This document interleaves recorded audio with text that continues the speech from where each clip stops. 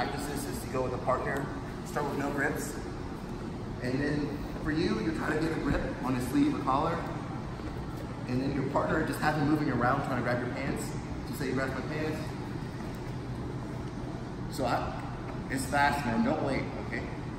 But let's say you screwed up, because a lot of times you screw up. Let's say the guy passes your guard and gets to your side mount. Has anybody been here before? I mean, I've never been here before. So go back. So this all kind of goes back to framing. So you know, we did the passes. I'm already stopping him.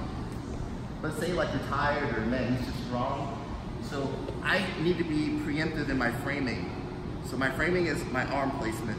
So if I feel like he's passing, I need to get my arms ready to accept it. Okay? What happens with a lot of guys, they're still fighting, the guy just cross kicks, they're still fighting, the guy mounts, you're still fighting. So you need to know, it's like chess, you need to know when to back off and when to attack.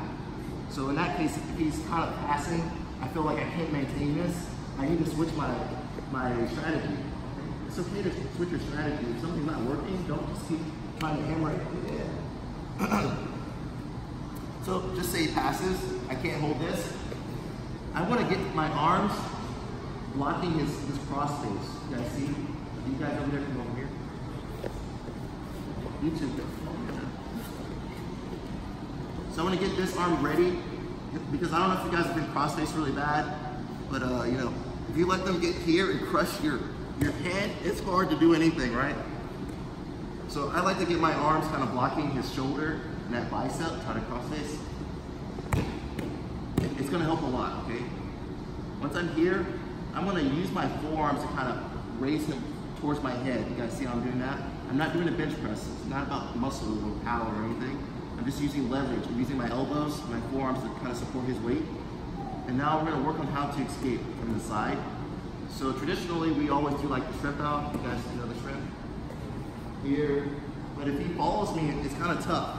I never really create a lot of space. So now we're going to use that forward shrimp, just like you guys did in your drill today. So I'm here, keeping my frames, blocking his arms, or his arm. I'm going to turn my hips away. And let me turn this way.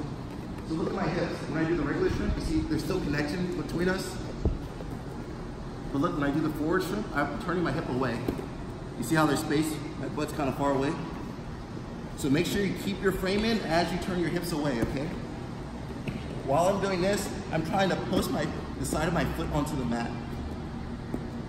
And the higher I get it, the better it's going to be. You don't want to go too low. You want to go a little bit kind of perpendicular to your body. Okay? 50, like 90-degree angle, right? Once I'm here, I'm going to raise my hips up and slide out. You see all this space? So the feeling he should have is that, man, I lost this side. That's what he should feel like. Okay? Keep your frames. Look, I'm gonna slide my free leg in and up. Okay? Guys always do this way. They kind of keep it flat, and he pushes it out of the way, and then you're stuck again, right? So I want to bring my knee up, try to push my leg out the way. It's very awkward. From here, I can go off the one shoulder to both shoulders.